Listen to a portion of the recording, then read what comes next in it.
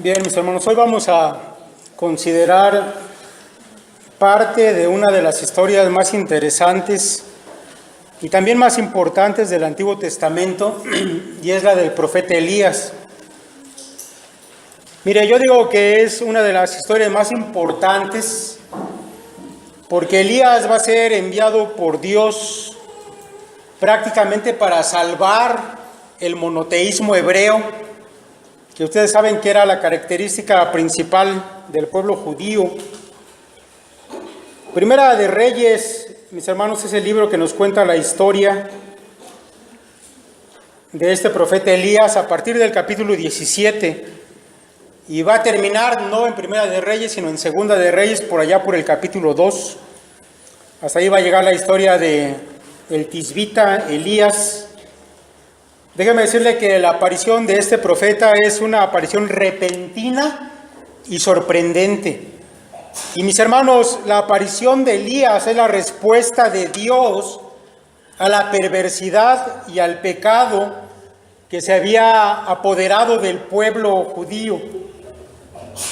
Un comentarista eminente comienza sus observaciones sobre Primera de Reyes capítulo 17 diciendo lo siguiente: el profeta más ilustre, Elías, fue levantado durante el reinado del más impío de los reyes de Israel.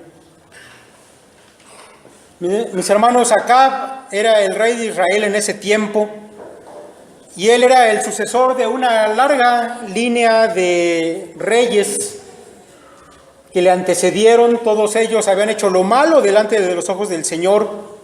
Sin embargo, la Escritura hace un alto en particular en este hombre Acab, porque él había llegado a superar a todos sus antepasados en maldad. Tal vez usted conoce la historia. Este rey se había casado con una mujer extranjera, la cual sabemos que estaba absolutamente prohibido por Dios. Esta mujer era una sidonia, idólatra, hija del rey sacerdote de Baal.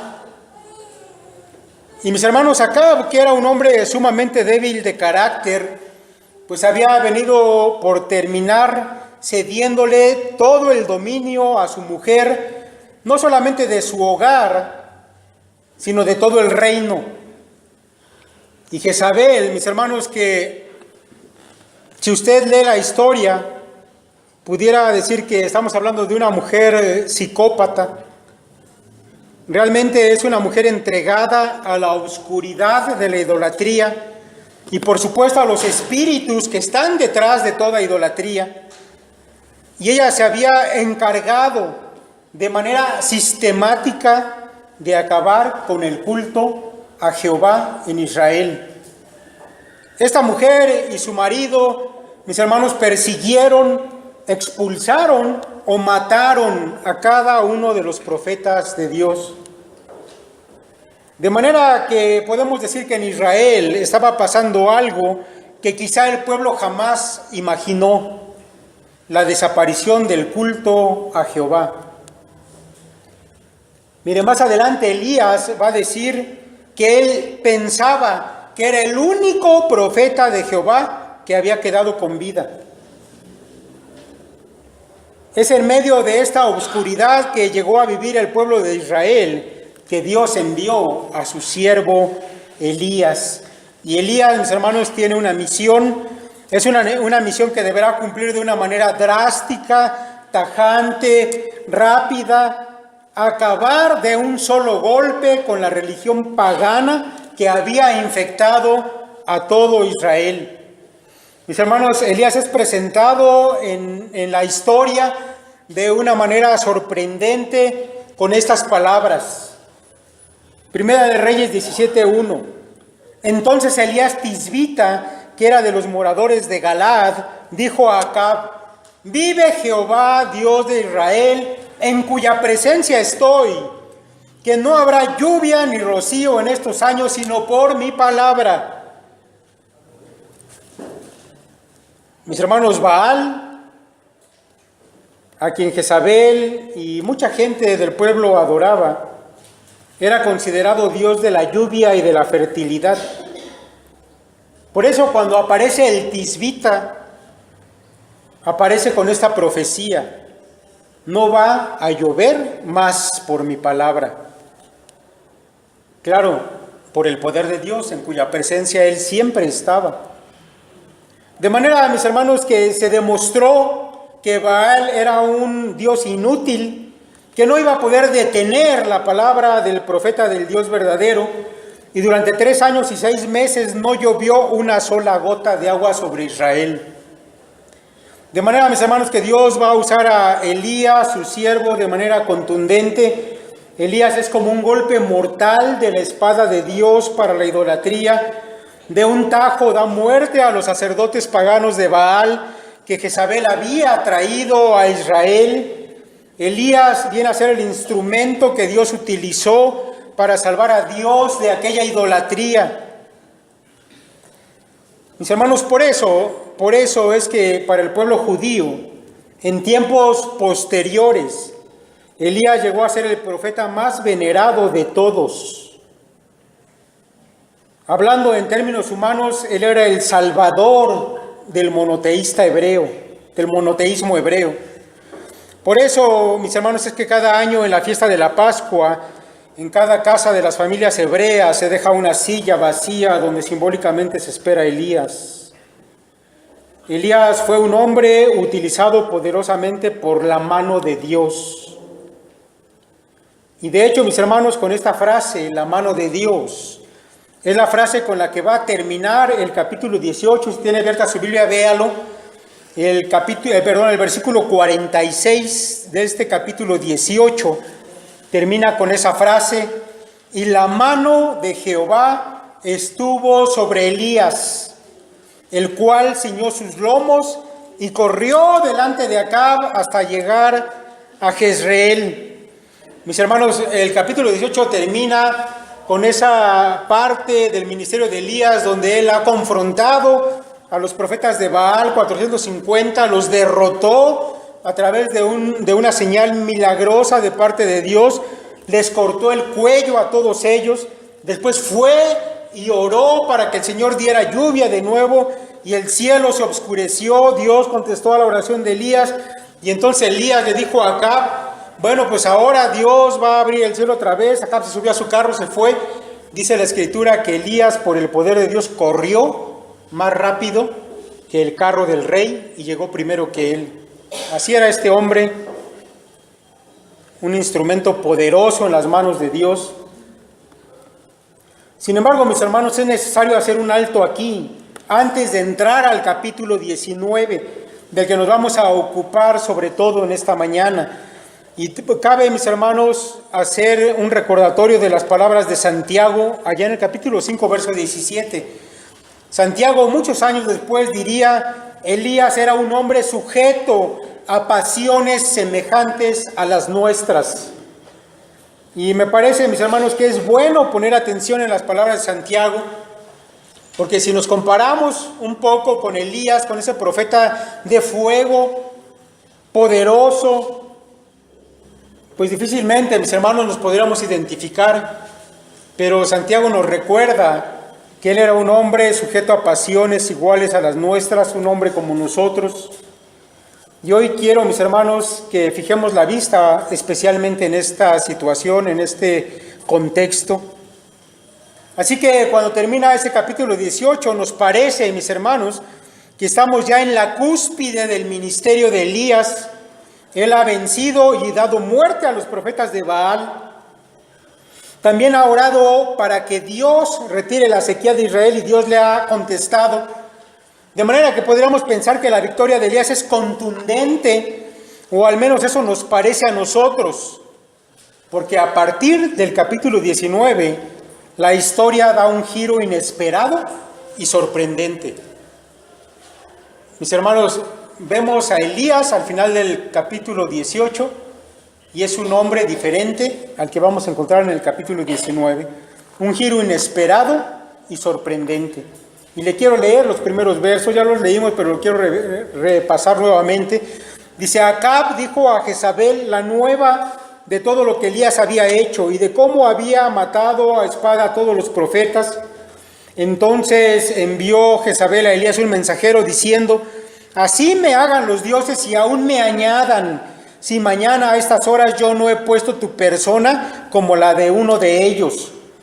Viendo pues el peligro, se levantó y se fue para salvar su vida, y vino a Beerseba, que está en Judá, y dejó allí a su criado. Y él se fue por el desierto un día de camino, y vino y se sentó debajo de un enebro, y deseando morirse, dijo: basta ya, oh Jehová, quítame la vida, pues no soy yo mejor que mis padres. Mis hermanos, vemos al inicio de este capítulo a Acab. Llegó por allá en su carro a su palacio, y lo primerito que hizo pues fue ir con el chisme a su mujer, y le fue a informar de lo que había acontecido en el Monte Carmelo. La construcción gramatical del hebreo nos indica que Acab no dejó ningún detalle de contarle a su mujer de todo lo que había acontecido. Y dado el carácter de la esposa de Acab, mis hermanos, pues no es difícil imaginar la reacción que esa mujer tuvo cuando se enteró de todo lo que había hecho Elías con sus profetas. Encontramos esa exclamación: así me hagan los dioses y aún me añadan. Mis hermanos, Jezabel, en su furia como la sacerdotisa de Baal, hizo un juramento a sus dioses. Y entonces mandó a comunicar a Elías por medio de un mensajero que iba a morir degollado al día siguiente. Pero mis hermanos, lo más sorprendente de todo lo que vemos aquí es a Elías, ese poderoso hombre de Dios, huyendo de la presencia de una mujer. En lugar de permanecer y enfrentarla, vemos a Elías corriendo, huyendo de esta mujer.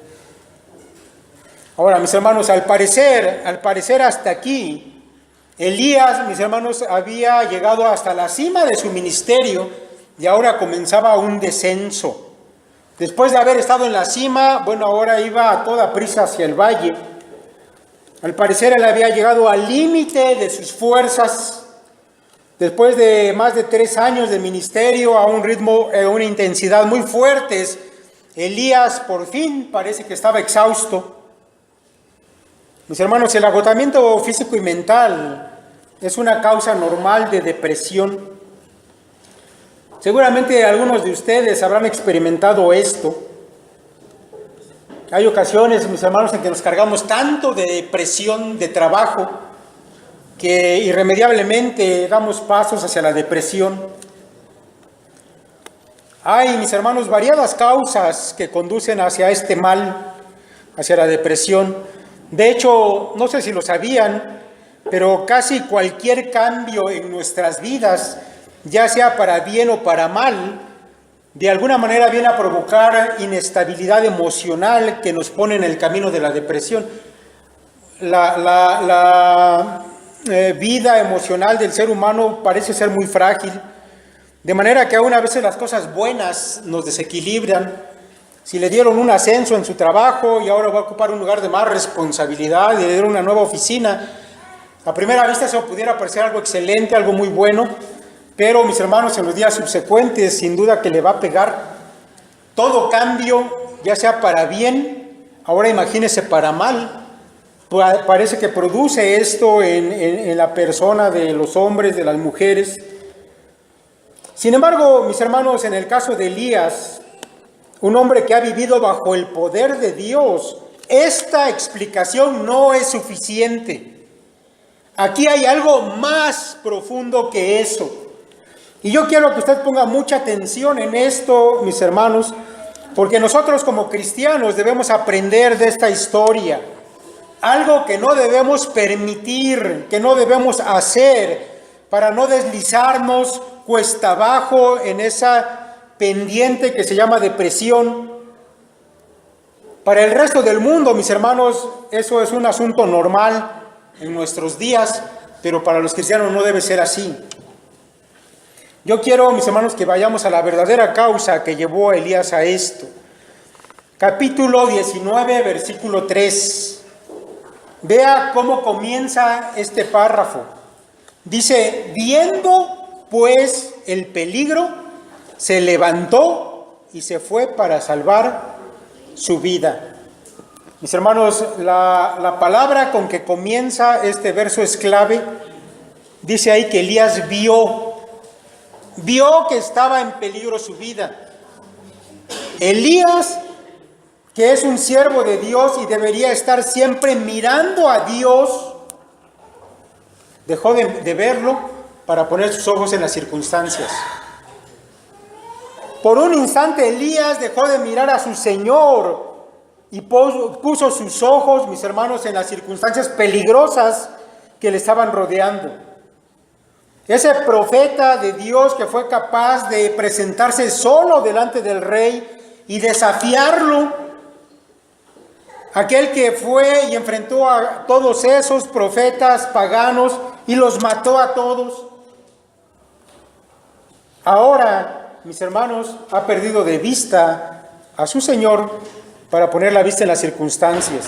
Y yo no puedo, mis hermanos, dejar de pensar en el apóstol Pedro cuando yo veo esto. Esta porción que ya se nos predicó, Pedro cuando ve al Señor venir caminando sobre el mar y dice, Señor, haz que yo vaya contigo. Y el Señor dice, bueno, ven, Pedro. Y mientras Pedro estuvo viendo al Señor, caminó sobre las aguas, pero en cuanto quitó su vista de él y se dio cuenta de aquellas olas, de aquel viento huracanado, pues entonces Pedro comenzó a hundirse de inmediato. Los hijos de Dios siempre deben andar por fe, no por vista, como lo declara el apóstol Pablo. Y esto, mis hermanos, es lo que le había pasado a Elías. Tal vez a usted le ha pasado también que las circunstancias le son tan adversas que usted se encuentra en el camino de la depresión. No sé, tal vez ha perdido el trabajo. Hoy tenía trabajo y mañana le avisan que está despedido. ¿Qué va a hacer? O tal vez esos problemas con su esposo o con su esposa están llegando a un estado crítico y usted ya no puede más. O el trato con sus hijos no va por buen camino y usted ya no sabe ni qué hacer con ellos. Y entonces comienza a mirar que las cosas se le están saliendo de las manos, que está perdiendo el control de su vida. Y entonces la tristeza, la impotencia y la depresión comienzan a llegar a su vida. Mis hermanos, hemos aconsejado por algunos años a personas con problemas de depresión y sabemos que las causas que dan inicio a este mal son variadas. Cosas que van, por ejemplo, desde la muerte de un ser querido. Perder a alguien muy cercano a nosotros es algo que causa inestabilidad emocional, sin duda. Hay quienes pierden incluso el ánimo de seguir viviendo. O hay también algunos que han padecido algún abuso sexual. Y son personas que caen en una depresión, quieren estar acostadas y no levantarse de allí. O matrimonios que terminan de la peor manera, mis hermanos, y el dolor por una separación en un matrimonio es equivalente al dolor de la pérdida de un ser querido. Tal vez también, mis hermanos, puede ser la aparición de una enfermedad incurable. Ya les he comentado yo, en alguna vez una persona llegó con una depresión fuerte porque le habían detectado una enfermedad incurable, etcétera. Todas estas causas, mis hermanos, pueden llevarnos a una pendiente depresiva. Pero detrás de todas estas cosas, cada vez que estamos hablando de hijos de Dios, mis hermanos, la verdad es que solamente hay una causa verdadera, que se ha perdido de vista a nuestro Señor, en cuyas manos está todo cuanto sucede. Y en lugar de eso, mis hermanos, hemos puesto nuestra mirada, nuestra vista sobre nuestros pobres recursos personales que difícilmente nos van a servir de gran cosa para salir adelante de las situaciones adversas que nos aquejan. Elías, mis hermanos, había llegado a esa situación y un poco más adelante él mismo va a decir cuáles son las causas de la condición depresiva en que él estaba. Cuando el Señor habla con él, Elías va a soltar cuál era su visión de lo que le estaba pasando. Allí en el versículo 10 de este capítulo 19, el Señor le pregunta a Elías y Elías dice: he sentido un vivo celo por Jehová, Dios de los ejércitos, porque los hijos de Israel han dejado tu pacto, han derribado tus altares y han matado a espada a tus profetas, y solo yo he quedado y me buscan para quitarme la vida. Mis hermanos, Elías expone su causa delante del Señor, lo que le estaba llevando a esta tristeza. Los judíos habían roto la ley del Señor, la habían abandonado, el pacto con Dios prácticamente lo habían pisoteado y lo habían dejado atrás. Y en lugar de eso ellos habían seguido una idolatría terrible que les había llevado a exterminar a todos los seguidores del verdadero Dios, y no quedaba ya ninguno según lo que alcanzaba a percibir Elías. Y mis hermanos, al parecer para Elías, todo lo que él había hecho no había servido para nada. Y déjeme decirle por qué. Porque ese pueblo, aunque se había dado cuenta de quién era el verdadero Dios, a través de esas señales maravillosas que el Señor obró a través de su profeta, a pesar de eso, el pueblo aún no había comenzado a seguir a Jehová. No se fueron corriendo atrás de Elías para decirle: profeta de Dios, dinos ahora qué vamos a hacer. Ellos realmente no estaban haciendo nada diferente a pesar de todo lo que habían visto. Los gobernantes del pueblo, ese rey débil, Acab, y su mujer asesina, ocultista, seguían siendo los mismos. Y seguían, mis hermanos, actuando con total impunidad, de la manera que su corazón, entenebrecido por el pecado, les indicaba que actuaran. De hecho, si vamos 2 capítulos adelante, al capítulo 21, allí nos vamos a encontrar todavía actuando a estos dos, Acab y su mujer Jezabel, mandando a matar a Nabot, un hombre que tenía una propiedad, una viña, que este rey codició en su corazón y se la intentó comprar, pero Nabot no quiso, no se la quiso vender, no se la podía vender. Y este rey regresó llorando como un niño con su mamá, realmente con su esposa. Y entonces la esposa le dijo: pues no eres tú el rey de Israel. Contrataron a unos testigos falsos que testificaron en contra de Nabot, lo condenaron a muerte, lo apedrearon y se quedaron con su viña. Así que ante los ojos de Elías nada había cambiado, todo seguía igual a pesar de lo que él había hecho. Y ahora, además de todo esto, le habían puesto precio a su cabeza. El último profeta de Jehová, y Jezabel había jurado matarlo. Mis hermanos, si nos ponemos en las sandalias de Elías, ciertamente esta situación parece desesperada. ¿Qué podía hacer él si después de todo lo que ya había hecho delante del pueblo nada había cambiado? ¿Qué esperanza podía tener ahora Elías? Por eso yo quiero que note el comportamiento que él tiene a continuación. Quiero que note el comportamiento que el profeta va a tener. En primer lugar, dice la Escritura que tuvo miedo. Temió por su vida, tuvo miedo. Después de todo lo que el Señor había hecho a través de él, es increíble ver ahora a Elías sintiendo miedo, huyendo, atemorizado. Casi no me puedo imaginar a un hombre como él corriendo de una mujer. Dice la Escritura que huyó a Beerseba, que está en Judá, es decir, se fue de Israel. Para ese tiempo el reino ya estaba dividido, Israel y Judá. Y Elías huyó hacia el sur, se fue de Israel. Y quizá usted haya notado que cuando estamos tristes o deprimidos, lo que quisiéramos hacer es irnos lejos de todo, abandonar todas las cosas, desaparecer si fuera posible. Lo siguiente que Elías hizo es que fue y dejó a su criado allí en ese lugar. Es decir, que Elías estaba buscando estar solo. Y esto, mis hermanos, me parece a mí que es un error, porque Elías ya no estaba pensando con claridad. Sin embargo, dejó a su criado, que tal vez era alguien que le podía ayudar, le podía animar, ponerle en una perspectiva más real. pero fue y le dejó porque él quería estar solo. Y una vez en el desierto, el profeta se sentó debajo de un enebro y deseaba morirse. Mis hermanos, todos estos son síntomas de lo que hoy en día la ciencia médica diría que es depresión.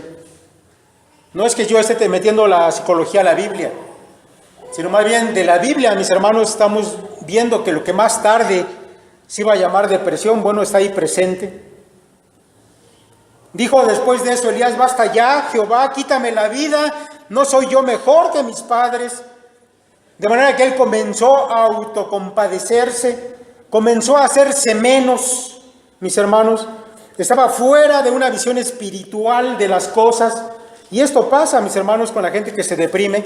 Sienten que son menos, que nadie los valora, que no son apreciados. ¿Para qué están aquí? No quieren ya vivir, se autocompadecen y se hace un círculo vicioso. Mis hermanos, finalmente, para completar este cuadro, dice la Escritura que Elías quedó dormido debajo de aquel árbol. Ahora, ¿no se ha usted dado cuenta o le ha pasado que cuando estamos pasando por momentos difíciles, entramos en depresión, lo que quisiéramos es dormir y no levantarnos más? Un rasgo de los depresivos es dormir. ¿Por qué? Porque para ellos el sueño es una manera de evadir las circunstancias de la realidad. Hasta aquí, mis hermanos, vemos un cambio muy grande entre el profeta que nos ha presentado hasta el capítulo 18, un giro inesperado y sorprendente en el capítulo 19, pero no ha terminado la historia aquí, mis hermanos, porque ahora vamos a ver la manera en que Dios se va a encargar de que todo esto que está aquejando Elías, mis hermanos, cómo el Señor le va a sacar de una manera extraordinaria de todo eso y lo va a volver a poner en el servicio de su Señor. Yo quiero, mis hermanos, que noten tres cosas que son importantes.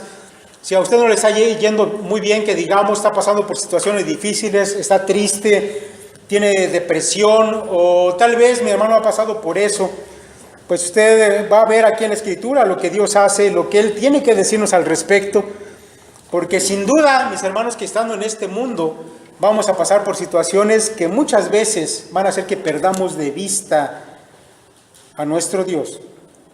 Y tal vez podamos llegar a una situación como esta de Elías.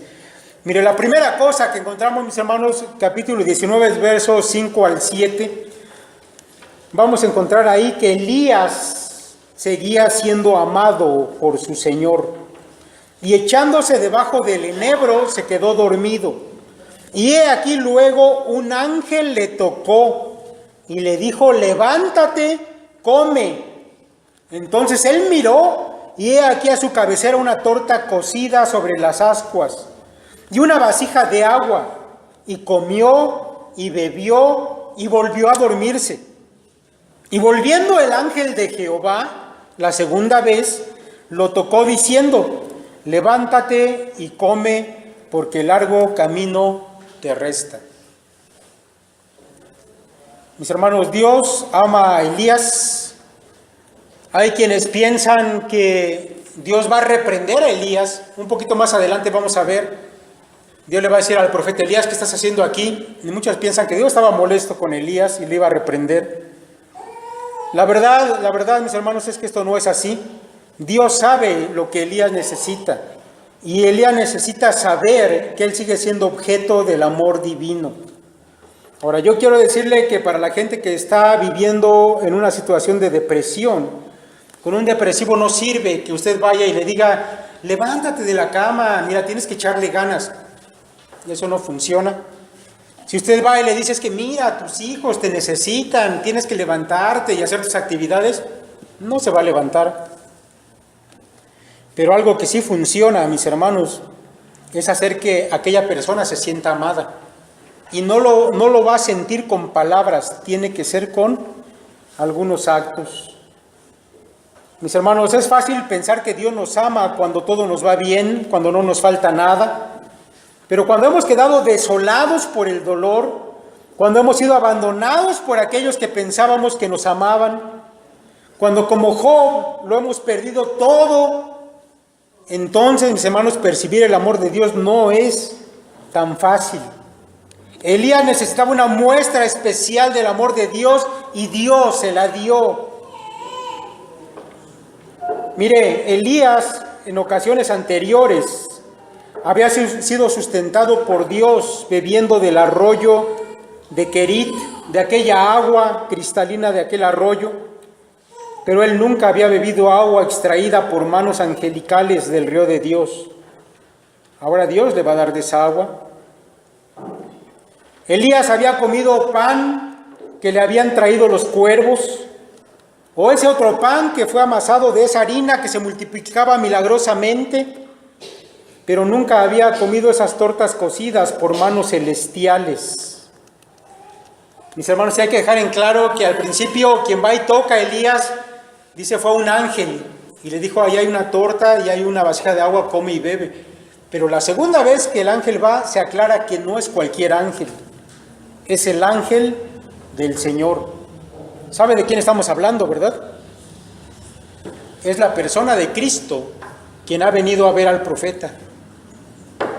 Y es una muestra de amor muy grande de Dios al dignarse a descender y servirle el desayuno o la comida de Elías. Y esto, mis hermanos, sin duda me lleva a ese mar de Tiberias, aquella playa, donde los discípulos del Señor, después de haberle abandonado la noche anterior, de haber huido cuando al Señor le apresaron y lo llevaron a la cruz, de Pedro que le negó en 3 ocasiones y después cuando el Señor le miró, Pedro entró en una profunda tristeza y una gran amargura, y ahora fueron a pescar y el Señor se los encuentra allí en la playa, y cuando lo ven allá a lo lejos, porque ellos andan en la lancha y se acercan, se dan cuenta que el Señor ha puesto unos peces sobre las brasas y tiene pan y tiene miel, y entonces ellos bajan de la barca y el Señor les sirve de comer, porque también a ellos les va a restaurar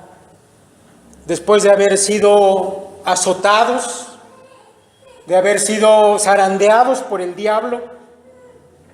El Señor mismo les prepara el alimento. Y aquí vemos a Elías, mis hermanos, recibiendo una muestra del amor de Dios. No importa qué tan desesperada sea tu situación, no importa cuánto sea tu dolor, nunca pierdas de vista que Dios te ama, que tú sigues siendo objeto del amor divino y que Él va a tomarse el tiempo para demostrártelo, sin duda. Si tú no pierdes esto de vista, la depresión, créemelo, va a detener su camino y va a quedar allí. Pero hay una segunda cosa, mis hermanos.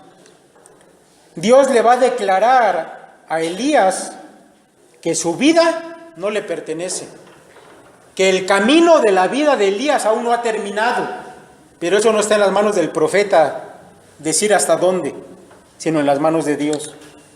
Dice ese mismo verso 7, volviendo el ángel de Jehová la segunda vez lo tocó diciendo, levántate y come porque el largo camino te resta. Dice, hermano, no solamente se refiere el ángel del Señor a que Elías no había llegado todavía hasta Oreb donde iba, porque de ahí de Oreb el Señor lo va a regresar, le va a decir, Elías regresa por el mismo camino por donde viniste. El camino que le restaba a Elías era el camino de su vida. Ahora yo quiero que usted recuerde que Elías estaba pidiéndole, estaba clamando a Dios porque el Señor le pusiera fin a su vida. Un asunto, una muestra clásica de depresión, quererse morir. Sin embargo, yo quiero que usted note algo que es importante. Elías no atentó contra su vida. Hay muchos depresivos que lo hacen y a veces, muchas veces no logran matarse a la primera y lo intentan varias veces hasta que lo logran. Pero en usted, que es hijo de Dios, debe considerar sobre todo que su vida no le pertenece. No intente, por más triste que esté, por más desesperado que esté, terminar con su vida. Mis hermanos, el suicidio que la Biblia nos muestra de algunos hombres, normalmente está asociado con hombres pecadores, con hombres impíos que recibieron a través del suicidio la ira de Dios como castigo a su vida pecaminosa. Judas, por ejemplo. Pero de un hijo de Dios no es así. Ahora usted debe considerar en medio del dolor que pueda haber en su vida, que su vida le pertenece a Dios. Y largo camino te resta. Tal vez, mi hermano, tu vida, aunque tú quisieras que se terminara, no ha llegado a su fin. Dios no ha querido que llegue a su fin todavía. No sabes tú para qué Dios va a usar el resto de tu vida todavía. Dios puede tener todavía para ti planes antes de que marches al hogar. Mis hermanos, no vayas a tomar ninguna resolución sobre tu vida porque le pertenece a Dios. Ahora, tú sabes cuál fue el final de Elías, ¿verdad? Elías fue uno de los 2 hombres del Antiguo Testamento que cruzó del otro lado sin probar la muerte. Elías fue llevado por un carro de fuego al cielo en vida. Y él se quería matar, no sabía todavía lo que le esperaba, las cosas maravillosas que Dios tenía para él, todavía tenía camino que recorrer, así que no pierdas de vista, tu vida no te pertenece, le pertenece a Dios y Dios la va a usar y te va a llevar al final cuando Él lo decida. Eso está en las manos de Él. Aunque tú sientas que has perdido el control de tu propia vida, Dios la tiene todavía en su mano. Y número 3, mis hermanos, y con esto voy a terminar, y voy a explicar este pasaje que es un poco difícil, pero en él vamos a encontrar, mis hermanos, que Dios le va a revelar a su profeta parte del plan que va a suceder todavía en el futuro, con lo cual le va a demostrar a Elías que las circunstancias que él está viendo no son importantes, que aquellas circunstancias que parece que salieron del control del profeta no han salido del control de la mano de Dios. Todo cuanto sucede, mis hermanos, es porque Dios lo permite, y aunque parezca que todo es obscuridad, solamente es una percepción nuestra, el Señor tiene todo bajo su control. Así que le voy a pedir que vayamos allá al versículo 8 y voy a leer este párrafo y lo voy a ir explicando. Dice la palabra de Dios: se levantó pues y comió y bebió, y fortalecido con aquella comida caminó 40 días y 40 noches hasta Horeb, el monte de Dios. Después de haber comido esto que el Señor le dio, Elías caminó 40 días, 40 noches. Dicen los expertos que desde el lugar donde estaba Elías hasta donde llegó el monte Horeb, caminó cerca de 300 kilómetros. Es una cantidad enorme a pie, atravesando un desierto. Digo, eso humanamente es imposible, pero el Señor le sostuvo hasta que llegó a ese monte de Dios. Ahora es importante notar qué lugar es este, Horeb. Usted debe saber que Horeb es el lugar donde Dios se le apareció a Moisés en medio de aquella zarza de fuego y le mandó a rescatar al pueblo de Egipto. Más adelante Moisés y el pueblo volvieron a llegar a Horeb. Si usted no lo sabe, Horeb no es más que Sinaí. Llegó a ese monte y ahí recibió la ley de manos de Dios. Y después, mis hermanos, de que el pueblo salió de ese lugar y entró a la tierra prometida, nadie volvió a regresar a este lugar hasta ahora. Elías, después de muchos años, fue el único judío que regresó a ese monte, y esta es la ocasión. Y no quiero que pierda de vista esto. Dice la Escritura: y allí se metió en una cueva, donde pasó la noche, y vino a él palabra de Jehová, el cual le dijo: ¿qué haces aquí, Elías? Así que Elías llegó al monte de Dios y se escondió todavía en una cueva. Y tal vez habrá pensado Elías: bueno, ahora ya estoy muy lejos de Jezabel, además estoy oculto aquí en esta cueva, en el monte de Dios, y aquí nadie me va a encontrar, aquí estoy seguro. Pero entonces Dios le habló. Dios le habló y le dijo: ¿qué haces aquí, Elías? Y entonces Elías, lo que ya leímos, él respondió: he sentido un vivo celo por Jehová de los ejércitos, porque los hijos de Israel han dejado tu pacto, han derribado tus altares, han matado a espada a tus profetas, y solo yo he quedado, y me buscan para quitarme la vida. Y él le dijo: sal fuera y ponte en el monte delante de Jehová. Ahora, yo quiero que pongan mucha atención en esta frase de Dios. Es una orden de Dios a Elías. Elías, sal de la cueva y ponte en el monte delante de Dios. Pero ¿saben que Elías no salió de la cueva? Yo quiero que note eso. Mire, interpretar lo que va a pasar a continuación, mis hermanos, no resulta un texto fácil. De hecho, yo encontré por lo menos 7, 8 interpretaciones diferentes del texto. Pero yo creo que hay una interpretación muy normal a la luz de todo el contexto que nos va a dar luz acerca de esto. Pero debemos tomar en cuenta estos detalles que yo le voy mencionando. Él le dijo: sal fuera y ponte en el monte delante de Jehová. Y he aquí Jehová que pasaba, y un grande y poderoso viento que rompía los montes y quebraba las peñas delante de Jehová, pero Jehová no estaba en el viento. Ahora, esa frase Jehová no estaba en el viento no quiere decir que no fuera Jehová quien provocó aquel huracán, aquel tornado que rompía los montes. Claro que Jehová estaba allí, pero esta frase quiere decir que Elías no podía ver a Jehová obrando en ello. Y después dice la Escritura, y tras el viento un terremoto, pero Jehová no estaba en el terremoto. Y tras el terremoto un fuego, pero Jehová no estaba en el fuego. Mis hermanos, el viento tremendo, el terremoto y el fuego eran expresiones de la presencia de Dios. Y ahí en ese mismo monte Horeb, cuando en la antigüedad Moisés llevó a todo el pueblo, ellos ya tuvieron la oportunidad de presenciar la gloria de Dios de una manera terrible. Aquel monte se estremecía con el sonido de las trompetas, le cubrió aquella nube y salían relámpagos, truenos y todo el pueblo estaba aterrorizado. Y en medio de aquel terror Dios le dio la ley a Moisés para su pueblo. Así que esto, mis hermanos, para Elías seguramente que le trae a su mente todo aquello. La ley era lo que este pueblo estaba dejando, ese pacto lo habían roto, lo habían pisoteado, lo estaban abandonando. Pero yo quiero que note usted que Dios está tomando a Elías como una muestra del pueblo. ¿Qué hizo Elías? ¿Se escondió dónde? En la cueva, en la oscuridad. Y Dios dejó ver sus maravillas y Elías salió. Elías no salió, Elías se quedó ahí escondido en la cueva. Mis hermanos, la ley, a pesar de ser terrible, porque expone el pecado y además lo condena a muerte, muchas veces no hace que los hombres quebranten su corazón. Y eso había pasado con el pueblo. Y Elías ha visto estas cosas maravillosas y tampoco sale de la cueva. Pero vean lo que sigue diciendo. Versículo 12, y tras el terremoto un fuego, pero Jehová no estaba en el fuego. Y tras el fuego un silbo apacible y delicado. Y cuando lo oyó Elías, cubrió su rostro con su manto y salió. Y se puso a la puerta de la cueva. Y aquí vino a él una voz diciendo, ¿qué haces aquí, Elías? Mis hermanos, ahora que ya pasaron las manifestaciones grandes de Dios, solamente un silbo delicado y apacible. Y entonces Elías, en ese silbo, contempla la presencia de Dios. Y yo digo que contempla la presencia de Dios porque lo que hace Elías es cubrirse de inmediato su rostro. Así como aquellos serafines que contempló Isaías en el templo, que cubrían sus rostros y sus pies.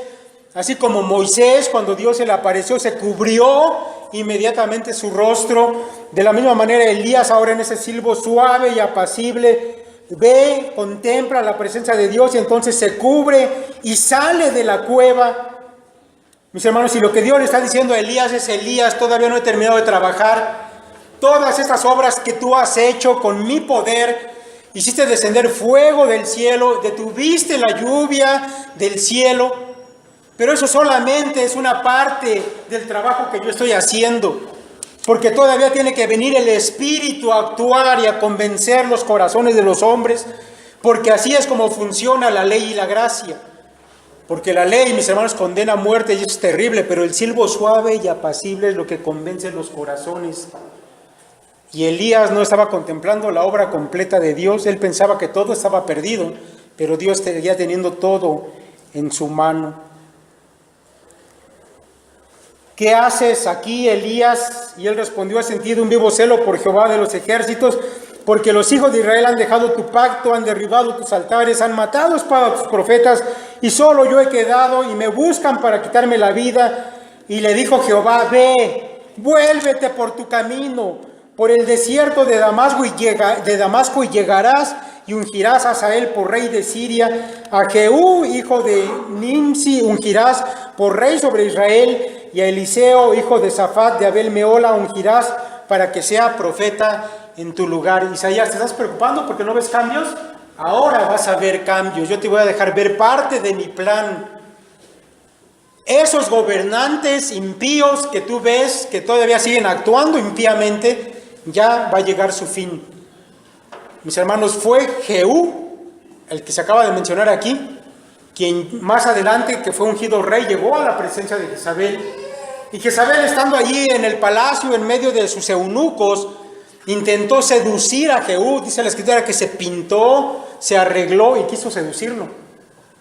Y Jehú llegó y dijo a los eunucos: échenla por la ventana. Y aquellos hombres la agarraron y la aventaron por la ventana. Y la escritura dice que Jehú fue y se sentó y comenzó a comer. Y entonces se acordó y dijo: bueno, yo creo que hay que enterrarla. Pues ella también es hija de un rey. Pues vayan y entiérrenla. Y cuando salieron a buscarla para enterrarla, se la habían comido los perros. Solamente encontraron las palmas de sus manos, las plantas de sus pies y el esqueleto. Porque Dios, por palabra de Elías, había dicho que iba a ser devorada por los perros. Y se cumplió la palabra de Dios. El mismo Acab iba a morir en una batalla contra los asirios. Hazael iba a ser el rey de los asirios. Andando ahí en la batalla, le tocó un flechazo a Acab, que andaba disfrazado para que no lo fueran a matar. No le valió, le tocó un flechazo y murió. Y su sangre la lavaron en un río donde iban a beber los perros y se lavaban las prostitutas, porque era parte del juicio de Dios para él. Y aquel pueblo que era idólatra, Dios termina declarándole a Elías: yo haré que queden en Israel 7,000, cuyas rodillas no se doblaron ante Baal y cuyas bocas no le besaron. Mis hermanos, el Espíritu de Dios iba a empezar a obrar en el corazón de aquellos hombres. Ellos habían visto las señales de Dios, pero Dios tenía que comenzar a obrar por su Espíritu en sus corazones, como siempre sucede. El Señor Jesús, contando una vez unas parábolas, dijo: el reino de los cielos es como un hombre que plantó una semilla y luego se fue y se durmió y se levantó y se volvió a dormir día tras día hasta que la semilla brotó y creció y él no supo cómo. Y esta parábola Jesús la contó para hablar de la manera en que obra el Espíritu de Dios. Cuando una plantita la siembras y crece, no hace ruido, no cruje, no truena, no oyes trompetas, nada, simplemente crece. Tú te vas, duermes y cuando te das cuenta la obra está hecha. El Espíritu de Dios actúa de esa manera y Elías no lo sabía. Pero Elías, todavía, si te preocupa que tú seas el único que ha quedado, hay 7,000 que yo voy a levantar y además un sucesor para ti. ¿Y qué sucesor? Después de esto, de hecho, Elías va a ungir a Eliseo, un profeta tan poderoso o más que el mismo Elías, y de esa manera Dios le deja en claro que todas las cosas siguen estando en su mano. Cuando todo parece negro, parece que no hay esperanza, parece que todo tu esfuerzo no ha servido para nada, entonces debes recordar, mi hermano, que Dios todavía te ama, que tu vida no te pertenece y que probablemente Él tiene planes todavía. No es el fin esa experiencia que estás teniendo y que además Dios sigue teniendo todas las cosas bajo su control. Mis hermanos, que Dios permita que podamos meter esta enseñanza en nuestro corazón, en nuestra mente, porque vamos a tener adversidad en este mundo, ciertamente. Tal vez algunos ya lo estén viviendo. Enfermedades, sin duda. Todas las cosas que son consecuencias del pecado. Pero entonces deberás siempre recordar a Elías y la manera en cómo Dios le sacó de esto y lo restauró para seguir sirviendo todavía un buen tiempo. Vamos a orar, mis hermanos. Señor, te damos muchas gracias porque tu palabra, Señor, nos da luz en todas las cosas. Porque, Padre, tú sabes lo que cada uno de nosotros va a padecer en esta vida y en este mundo. Sabemos, Padre, que vamos a encontrar dolor, vamos a encontrar, Padre, adversidades que desde nuestra visión humana, Señor, seguramente que son muy grandes, insalvables, con nuestras fuerzas, Padre, imposibles de resolver. Pero, Señor, debemos siempre mantener nuestra vista puesta en ti, Padre, no perder de vista que tú nos amas. Que, Señor, si es necesario, tú vas a dar muestra de ese amor de muchas maneras. Que, Padre, nuestra vida te pertenece, no es nuestra, no podemos disponer de ella, Padre, y que, Señor, tú has, sin duda, Padre, planeado de qué manera emplearnos para glorificarte a ti. Y, Señor, también que todas las cosas están en tus manos, por más, Padre, que parezca que este mundo está de cabeza, que va, Señor, directamente a la perdición. Tú, Señor, te has tenido cuidado, Señor, de guardar a tus hijos en medio de todo esto.